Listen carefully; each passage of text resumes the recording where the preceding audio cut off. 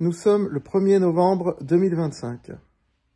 Cela fait 24 ans que la quinzaine des investisseurs existe. C'était son nom au début. Après, c'est devenu la quinzaine de France Bourse. Et donc, je venais de créer un mois avant à peu près un audiotel. C'était la grande mode à l'époque, les audiotels. Aujourd'hui, c'est fini. Il y a la chaîne YouTube. Aujourd'hui, c'est plus moderne. Vous me voyez. Et j'avais dit sur l'audiotel, dont je faisais régulièrement la promo à l'époque sur les forums boursiers, moi-même, sous mon vrai nom. Je me suis jamais caché sur les forums, les réseaux, etc. Je n'ai jamais employé de pseudo. Ça a toujours été moi. Et j'avais dit, ceux qui sont intéressés, j'envoie le premier numéro gratuitement. Et j'avais fait un portefeuille. À l'époque, j'avais recommandé la valeur Morel et Prom. Alors ça a été une réussite incroyable, cette valeur. J'avais senti la petite pétrolière, la start-up pétrolière française qui allait exploser. Ah, mes plus anciens abonnés s'en souviennent, c'est un titre qui a fait x10 à peu près en quelques années. Et donc ce soir-là, le 1er novembre 2001, je me souviens très bien, j'étais dans mon salon, j'étais seul, et je mettais sous enveloppe toutes les lettres pour les gens qui voulaient s'abonner. Le prix d'abonnement, je l'avais mis juste en dessous de 3000 francs, prix d'abonnement à l'année. Et j'ai envoyé cette centaine de lettres aux gens qui avaient demandé. Et j'ai reçu plein de coupons, je ne me rappelle plus combien exactement. J'ai reçu plein de chèques, il n'y avait pas de paiement par carte ni rien. J'ai reçu plein de chèques, je ne sais plus, une trentaine, une quarantaine, quelque chose comme ça. Et je me suis dit vraiment, il y a quelque chose à faire dans ce secteur, dans ce domaine. Surtout que ça me plaît, que je vais pouvoir appliquer l'économie et la sociologie à l'analyse des marchés financiers. Et des gens vont m'écouter, des gens vont suivre mes recommandations. Je me suis dit, il faut faire gaffe parce que tu ne peux pas gagner à chaque fois. Donc, il faudra bien te prémunir contre ça. Par rapport aux valeurs qui baissent, il faudra surtout qu'il y ait plus de valeurs qui montent que de valeurs qui baissent. Et donc, j'avais déjà constitué un portefeuille. Et puis, l'aventure était lancée. Après, il y a eu le numéro 2, le numéro 3, etc. Et ce n'est qu'en 2003, début 2003, un an et demi plus tard, qu'il y a eu le site internet. À l'époque, c'était firstbourse.com. C'est rapidement devenu francebourse.com. Et puis, ça s'est enchaîné. Après, on a embauché. Ça s'est développé. On s'est fait connaître. À l'époque, on participait au salon Actionnariat. Je ne sais pas si vous vous en souvenez. Peut-être certains d'entre vous m'ont connu par ce salon il y a une vingtaine d'années. Et ça s'est enchaîné. Je voudrais dire que toute cette aventure que j'ai commencée seule n'aurait pas été possible si je n'avais pas rencontré quelques mois plus tard Madame Cathy Herbet, qui m'a totalement soutenu, qui m'a énormément aidé à développer ce projet, à prendre en main l'administratif, le marketing, etc., etc., qui est toujours mon associé aujourd'hui. Et il y a eu la crise de 2008. Alors là, ça a été dur. Ça a été très, très dur. Tout s'est effondré. Tout. Il y en a qui ont disparu. Mais vous voyez, nous, on n'a pas disparu, on est toujours là. Il a fallu licencier parce que j'avais beaucoup embauché à cette époque-là, en 2006-2007, j'avais beaucoup embauché des analystes, j'avais lancé un journal télévisé boursier à l'époque, c'était pas moi qui le présentais. C'était un salarié qu'on avait embauché pour ça. C'était trop tôt. Des fois, les entreprises ont raison, mais trop tôt. Et on s'est remis, tout doucement, de la crise. Des locaux plus petits, une équipe réduite. Et puis on a continué. Et puis moi, mon objectif, ça a toujours été de faire de la performance, de battre le marché, de dénicher des pépites. C'est pour ça que des fois, je signe dénicheur de pépites. Mais je ne suis pas que ça. Je suis surtout un architecte de portefeuille, comme je le dis aujourd'hui. Et surtout, j'applique l'économie et la sociologie. Et cette année, en 2025, vraiment, j'ai donné corps à cette méthode sociologique.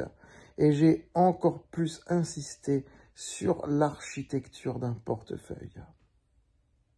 Vous vous rendez compte que lorsque vous avez 10% de valeur de rendement et que ces 10% produisent sur du haut rendement, 10% de rendement, ça fait 1 point de performance. 1 point. C'est-à-dire qu'avec ça, si vous placez 2% sur une valeur ultra spéculative et que cette valeur fait faillite, plus rien. Vous avez perdu vos 2%, mais vous rattrapez la moitié grâce au rendement, au revenu passif que vous obtenez. Mais ça, c'est les deux extrêmes. Bien sûr, entre deux, il y a toutes les valeurs de croissance, et maintenant les ETF, etc., etc. France Bourse, c'est une très belle aventure. Et j'ai bien l'intention de la poursuivre. Et de fêter les 25 ans l'année prochaine, et plus, les années suivantes.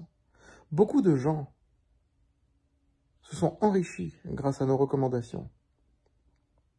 Je me souviens d'un client, dans les années 2000, qui a pu, grâce aux recommandations, se payer des soins à l'étranger par rapport à une maladie qu'il avait. Vous ne pouvez pas savoir, c'est un truc que j'ai gardé en mémoire. Je me suis dit qu'il y a une vraie utilité sociale à ce que je fais. Alors, il y en a qui perdent de l'argent, effectivement, mais je suis désolé de le dire, ce sont ceux qui ne suivent pas les recommandations. Ils vont tout placer sur une valeur, ou deux. Manque de peau, c'est parfois les plus spéculatives et les mauvaises valeurs. C'est pour ça qu'il faut suivre l'ensemble des recommandations. Et toujours garder patience. Un portefeuille, ça baisse, ça monte, ça baisse, ça monte. L'essentiel, c'est de battre le marché, c'est de faire mieux que le marché, c'est de faire de très beaux scores. En l'espace de 24 ans, le portefeuille est multiplié par 10. Voilà, dans cette aventure entrepreneuriale merveilleuse, il y a eu des hauts et des bas. Et il y aura encore des hauts et des bas. Mais tant que je pourrai, je continuerai cette aventure. Voilà à quoi je ressemblais à l'époque. Ah, il y a du changement, n'est-ce pas? J'étais le même, hein, mais plus jeune et puis avec un petit peu plus de cheveux. J'étais déjà dégarni, mais il y en avait un petit peu plus. Donc, 24 ans après, je suis très fier de cette construction artisanale,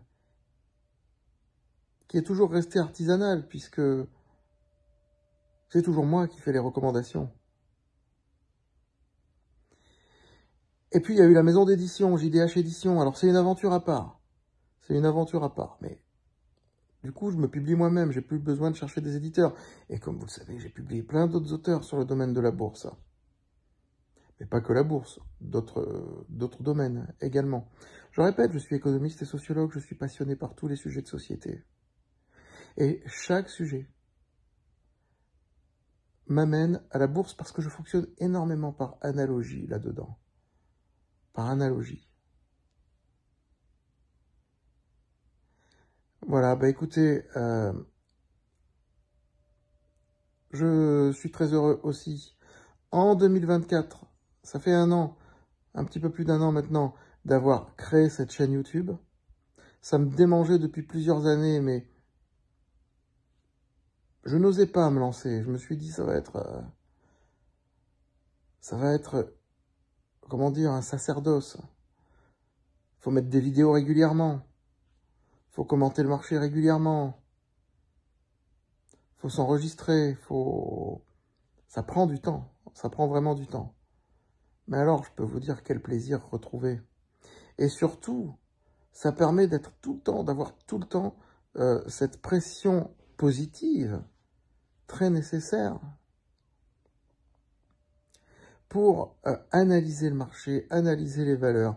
Et plus que ça, il se passe plein de choses sur cette chaîne YouTube. Plein de choses, j'interviewe des gens, il y a des shorts. Je ne sais pas si vous regardez les shorts, mais il y a des shorts qui sont comme des tweets incarnés. En fait, j'aime pas Twitter, vous remarquez, j'y suis jamais sur Twitter. Non, je préfère me mettre devant la caméra et puis en 10 secondes, 15 secondes, dire ce que j'ai à dire, plutôt que d'écrire un truc sur Twitter. Quand je me déplace dans Paris, maintenant, je mets même des petits shorts. Sounds of Paris. Des petits shorts, des choses qui m'interpellent. Ça prend pas de temps.